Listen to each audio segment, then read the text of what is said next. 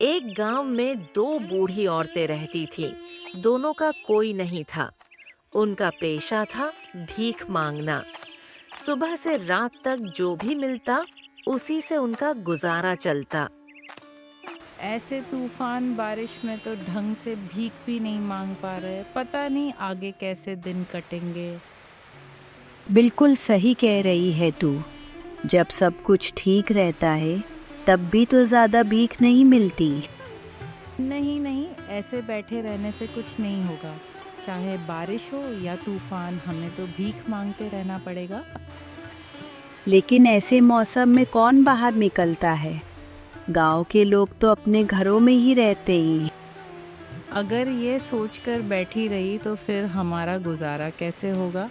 जो दो चार पैसे मिल जाए वही बहुत है।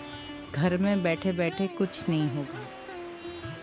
तू कह रही है कि हम कल से बारिश में भीख मांगने जाएं? बिल्कुल, और क्या उपाय है हमारे पास? ठीक है, तू जो कहेगी वही होगा। घर की हालत भी तो अच्छी नहीं है। अगर भीख नहीं मांगी तो घर मरम्मत भी नहीं करा पाएंगे। इस बरसात में सब कुछ बह जाएगा। हाँ, तू सही कह रही है। ठीक है, हम कल से फिर भीख मांगना शुरू करेंगे। ठीक है, चल अब चले अंदर।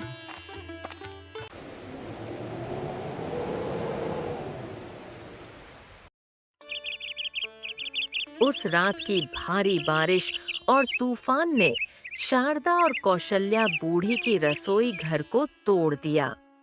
दोनों के पास अब सिवाय रोने के कोई चारा नहीं बचा।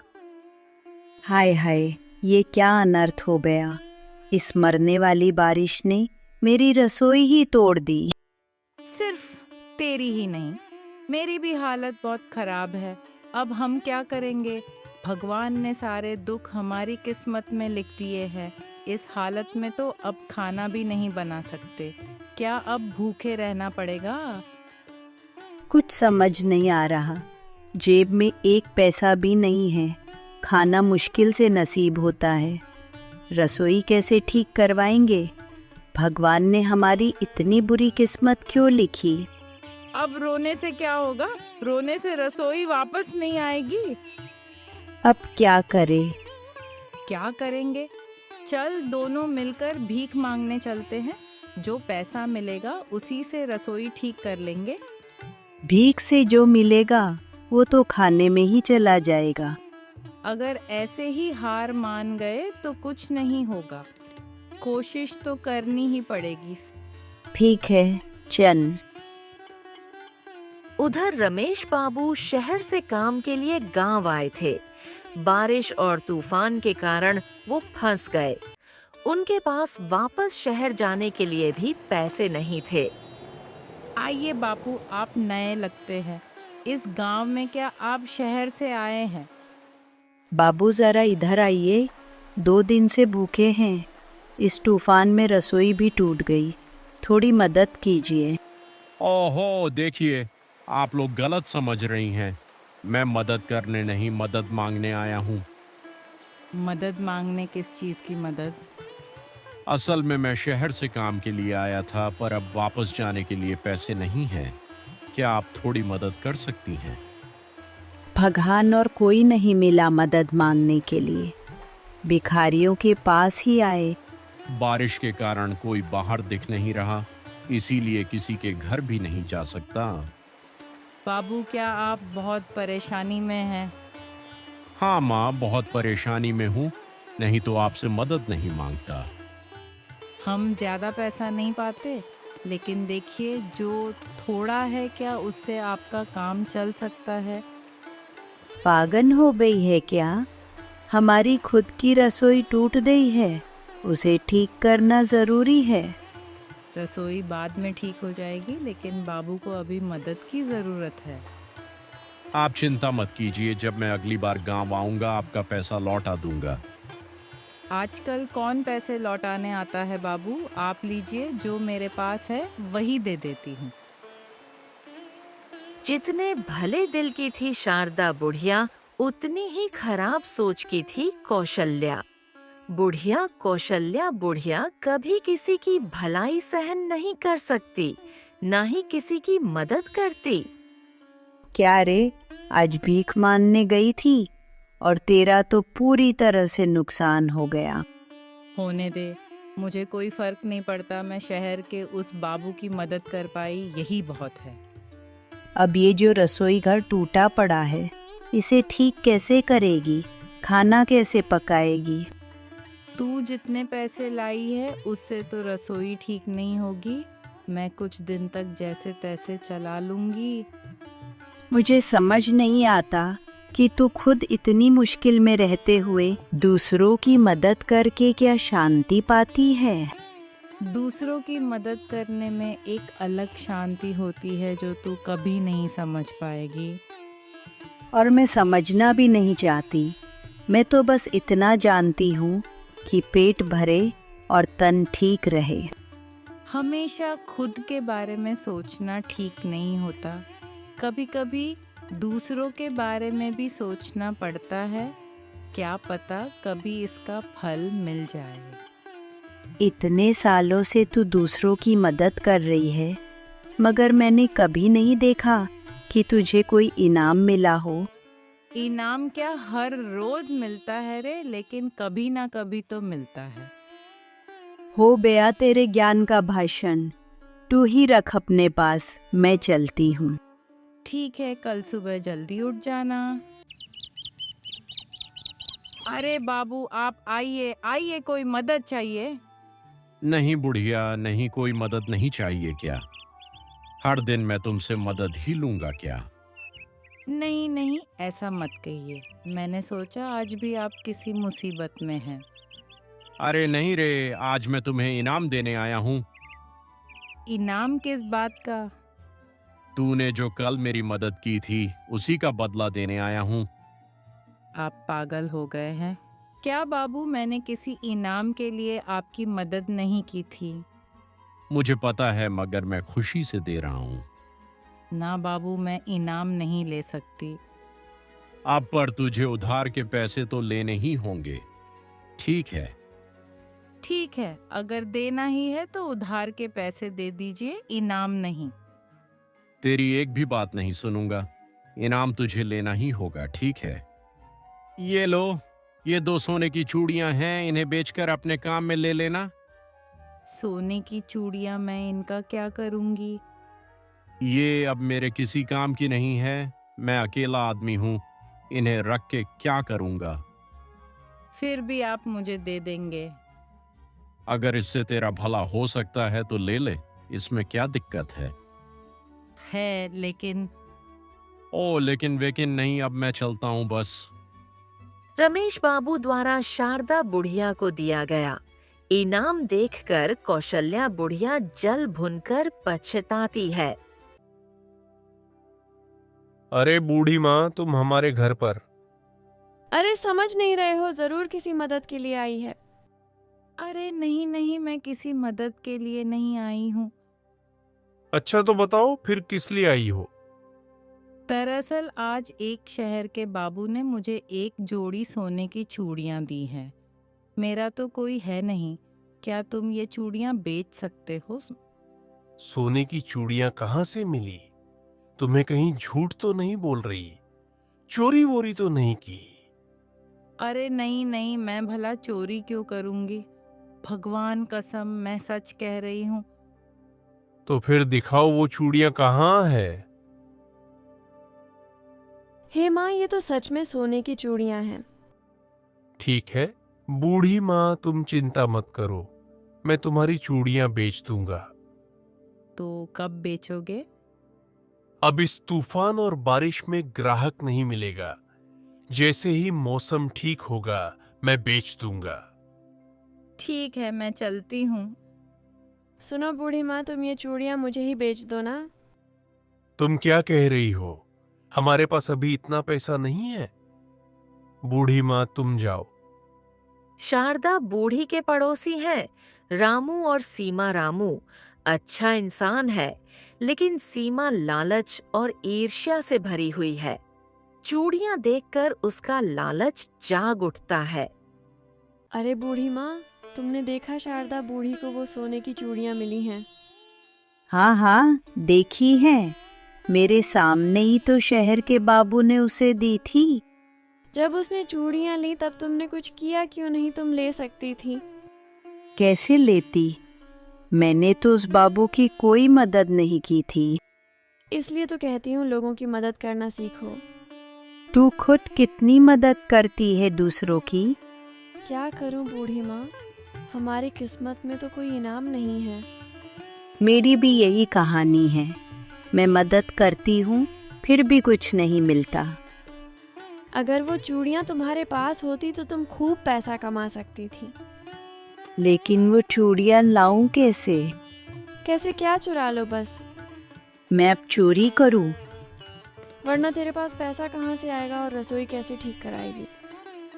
ठीक है, मैं वही करूंगी। सीमा की बात मानकर कौशल्या बूढ़ी उस रात शारदा बूढ़ी की चूड़ियां चुराने का निर्णय लेती है। जैसा सोचा वैसा किया। कौशल्या बूढ़ी रात को चुपचाप शारदा बूढ़ी के घर में घुसकर चूड़ियां चुरा लेती है। शारदा को कुछ पता ही नहीं चलता।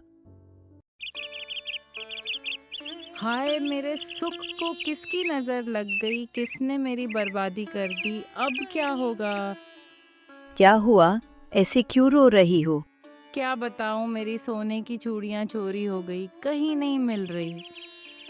क्या कह रही हो? कौन चुरा सकता है?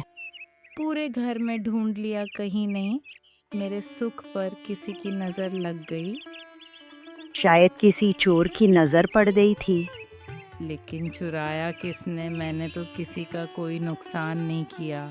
मेरी चूड़ियों की बात तुम्हें रामू और सीमा को ही पता थी। तो क्या कहना चाहती हो? मैंने चुरा ली? अरे नहीं नहीं, मैंने ऐसा कुछ नहीं कहा। हो सकता है कोई बाहर से चोर आया हो, शायद मेरी किस्मत ही फूटी थी। चलो, पहले जैसे दिन काटे थे वैसे ही काट लेंगे। कुछ दिन यूं ही बीत जाते हैं। फिर एक दिन रमेश बाबू फिर से गांव आते हैं और शारदा बूढ़ी से मिलते हैं। वो उन्हें सारी बात बताती है। बाबू, आप आ गए? हाँ, गांव में काम था, सोचा तुमसे मिल लूं। अच्छा हुआ आप आ गए, मेरा समय बहुत खराब चल रहा है। क्यों, क्या हुआ? जो सोने की चूड़ियां आपने दी थी वो चोरी हो गई। क्या चोरी किसने चुराया? पता नहीं, लेकिन वो मेरे बहुत काम आती। ये क्या बात हुई, इतनी कीमती चीज? माफ कीजिए बाबू, मैं आपका दिया इनाम संभाल नहीं सकी। कोई बात नहीं, मैं तुम्हारी रसोई बनवा दूंगा। नहीं बाबू, ये मैं नहीं ले सकती। आपने एक बार मदद की थी, अब और नहीं। अच्छा, एक बात बताओ, तुम्हारी चूड़ियों की बात किन्हें पता थी? पास में भीख मांगने वाली बूढ़ी और पड़ोसी रामू और सीमा। ओ, तो चोर इन्हीं में से कोई है। लेकिन ये सब मेरे भरोसेमंद लोग हैं।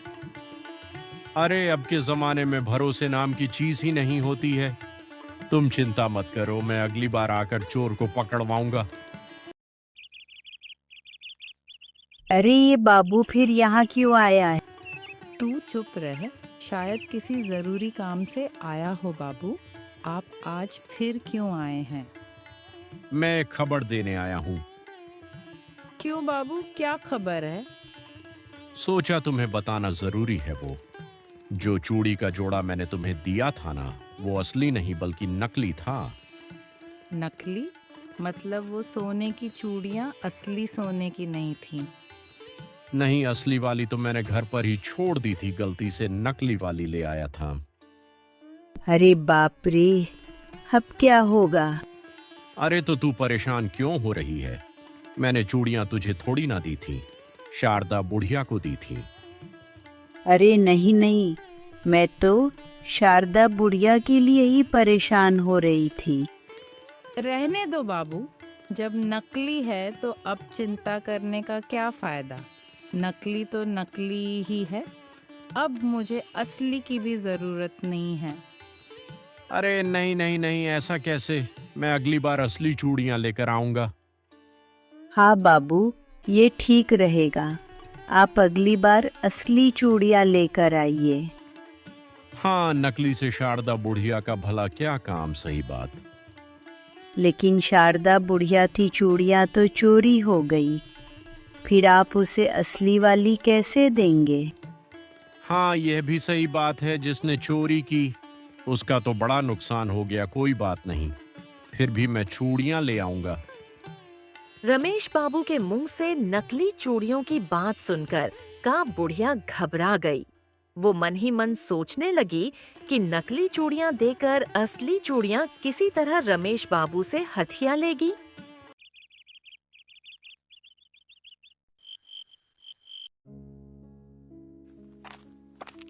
क्या हुआ बहू, इतनी रात को मेरे घर क्यों आई हो? कोई जरूरत थी? ज़रूरत है या नहीं यह तो नहीं जानती। मैंने ही तो तुमसे कहा था कि शारदा बुढ़िया की चूड़ियाँ चुरा लें। हाँ हाँ, मैंने कब की चुरा ली, अपने पास रख ली।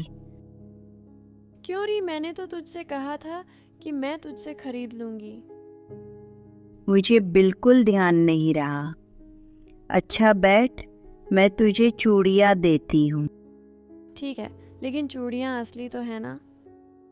एकदम असली है, खरे सोने की। चाहे तो परख कर देख ले। फिर तो ठीक है, मुझे दे दे, मैं ले जाती हूँ। लेकिन मुझे अच्छा दाम देना होगा, नहीं तो नहीं दूंगी। देखिए, चोरी की चीज़ है, मैं ऐसा दाम दूंगी कि ना तू ठगेगी और ना मैं। नहीं नहीं, तू मुझे ठग ही लेगी, मैं जानती हूँ।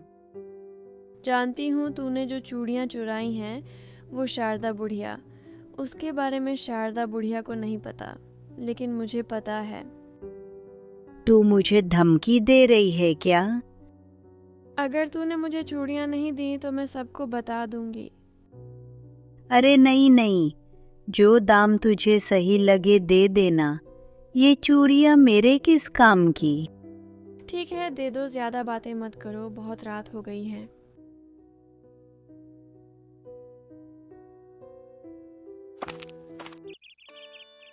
क्या बूढ़ी माँ, तुम्हारी चूड़ियां चोरी हो गई? क्या चोर का पता चला? अरे नहीं बेटा, एक बार जब चोर ले गया तो क्या अब मिलेगी? तो अब क्या वापस मिलेगा? और मैं कैसे ढूंढूं? अरे बूढ़ी माँ, तुम्हें बहुत दुख हुआ होगा ना? तुम तो सोच रही थी कि चूड़ियाँ बेचकर बहुत कुछ करोगी। पहले थोड़ा दुख हुआ, अब कुछ भी नहीं लगता।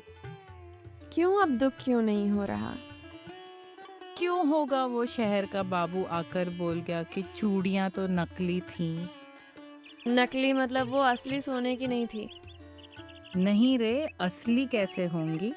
बाबू ने साफ कहा कि सब नकली थी, उनका कोई काम नहीं। तो अब क्या होगा? अब क्या होगा? जिसने चुराई उसका ही नुकसान। तुमने बिल्कुल सही कहा। क्या सोच रही हो इतना? कुछ नहीं बूढ़ी माँ, बस सोच रही थी कि अब चोर की क्या हालत होगी। अच्छा हुआ, चोरी करके ही ठग गया। इससे बड़ा सबक और क्या होगा। ठीक है बेटा, अब मैं चलती हूँ।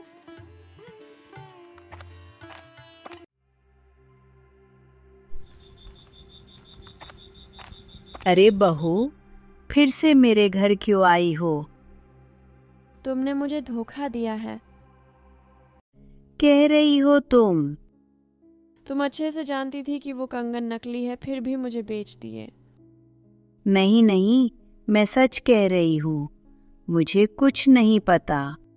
चुप रहो, मैं तुम्हारी एक भी बात पर भरोसा नहीं करती। अपने कंगन वापस लो और मुझे मेरे पैसे लौटाओ। मैंने तो वह पैसे खर्च कर दिए। मेरी सिरदर्दी नहीं है, तुम मेरे पैसे दो। जो चीज बिक गई उसे वापस लेना ठीक नहीं होता। मैं सबको बता दूंगी कि तुमने शारदा बूढ़ी के कंगन चोरी किए हैं। अरे नहीं, ऐसा मत करो, जरूरत नहीं है। पैसे दोगी या नहीं? समझने की कोशिश करो, कंगन असली है, जरा परख कर देखो। शारदा बूढ़ी ने सब बता दिया है, खुद वो शहर का बाबू आकर कह गया कि कंगन नकली हैं। लेकिन अब पैसे कहाँ से लाऊं मैं? सच में खर्च कर चुकी हूँ, नहीं दे सकती। मैं कुछ नहीं सुनना चाहती, पैसे दो वरना सबको बता दूंगी। अरे नहीं नहीं, रुको, देती हूँ। कंगन की वजह से कौशल्या बूढ़ी मुश्किल में पड़ जाती है। फिर भी सोचती है कि जब रमेश बाबू गांव आएंगे वो नकली कंगन देकर असली कंगन ले लेगी। आइए आइए। आज शारदा बूढ़ी नहीं आई, तुम अकेली हो। आज नहीं आई। आपको क्या चाहिए बाबू? बताइए, मैं मदद कर सकती हूँ। अगर मदद कर सकती हो तो मुझे थोड़े पैसे दे दो, मुझे शहर लौटना है। ठीक है, जितने पैसे चाहिए ले लीजिए। बदले में मुझे कुछ तो देंगे ना? बदले में किस चीज का? अरे वही तो, मैं आपकी मदद कर रही हूँ। बदले में कुछ तो दीजिए। ओ, मैं तो असली कंगन लाया था शारदा बूढ़ी के लिए। वो तो आई नहीं और नकली कंगन मेरे पास है। आप बदले में असली दे दीजिए। लेकिन तुम्हारे पास कंगन आए कैसे? शारदा, बुरी के कंगन तो चोरी हो गए थे ना? अब जब सबको पता चल गया है कि कंगन नकली है, तो चोर ने आकर मुझे दे दिए। तो फिर चोर का नाम बताओ, उसे सजा मिलनी चाहिए। अरे बाबू, नाम नहीं बता सकती आपको। कंगन तो मिल गए ना, बस यही काफी है। ठीक है, लेकिन असली कंगन मैं अभी नहीं दूंगा, शारदा बूढ़ी के सामने ही दूंगा। लेकिन क्यों बाबू? बस समझो, तय कर लिया है। बस अब तुम मुझे नकली कंगन दे दो, लाओ। रमेश बाबू अब अच्छे से समझ जाते हैं कि कौशल्या बूढ़ी ने लालच में आकर चोरी की थी। वो उसे सजा देने का निर्णय लेते हैं। कौशल्या बूढ़ी को बिल्कुल अच्छा नहीं लगता कि रमेश बाबू शारदा बूढ़ी की मदद कर रहे हैं। आपका बहुत धन्यवाद बाबू, आप ना होते तो मैं किससे मदद मांगती। धन्यवाद देने जैसी कोई बात नहीं है। रसोई ठीक कराने के लिए तुमने मुझे पैसे दिए थे।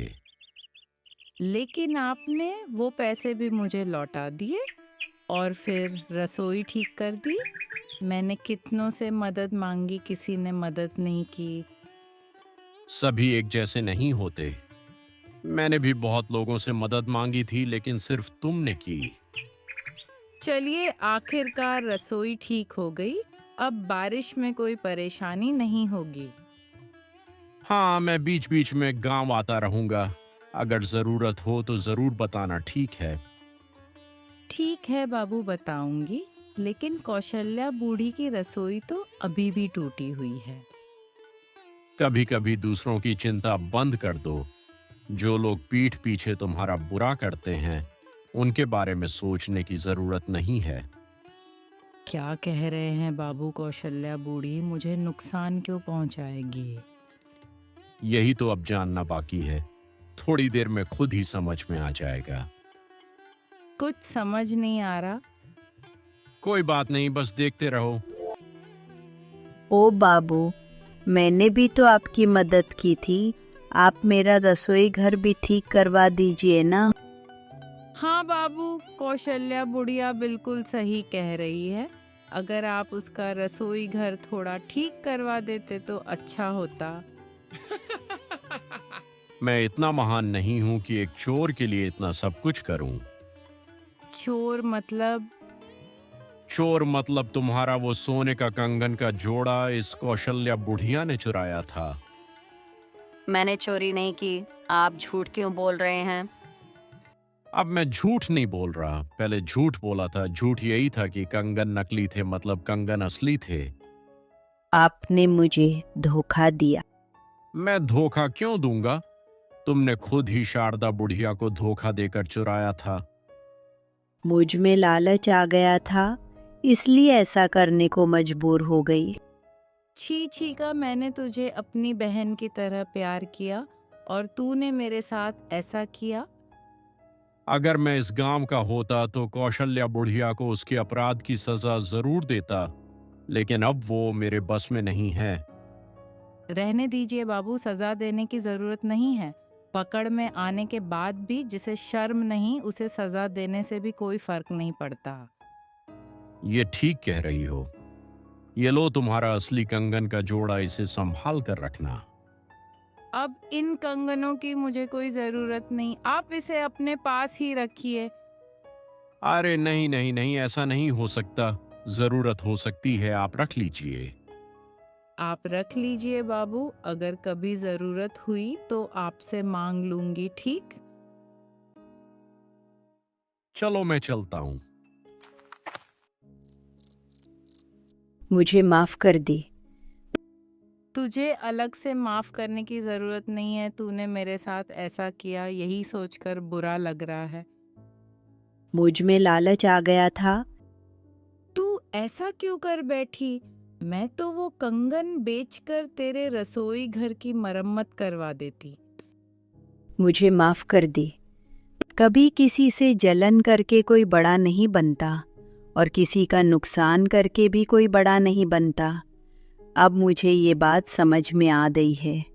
अगर मैं जलन नहीं करती तो आज मेरा रसोई घर भी बाबू बनवा देते। छोड़, अब चिंता मत कर। अब से तू मेरा रसोई घर इस्तेमाल कर लेना। मैं तुझसे वादा करती हूँ कि अब कभी किसी से जलन नहीं करूँगी और हमेशा सबकी मदद करूँगी। यही चाहती हूँ, इस दुनिया में मेरा तेरे अलावा और कोई नहीं है। हाँ, हमें तो मिलजुल कर रहना ही होगा, तो याद रहेगा। बिल्कुल, अपनी क्षमता के अनुसार हमेशा सबकी मदद करने की कोशिश करूँगी। लोगों की मदद करने में भी एक मानसिक संतोष होता है, जो तू मदद करने के बाद खुद समझेगी, ठीक है? ठीक है, तुझे बहुत बहुत धन्यवाद मुझे समझाने के लिए। मैं अपने किए पर शर्मिंदा हूँ। इसके बाद कौशल्या बुढ़िया ने कभी किसी से जलन नहीं की। वो शारदा बुढ़िया की तरह हमेशा सबकी मदद करने की कोशिश करती रही। शारदा बुढ़िया और कौशल्या बुढ़िया दोनों फिर से मिलजुल कर भिक्षा मांगकर अपना जीवन यापन करने लगी।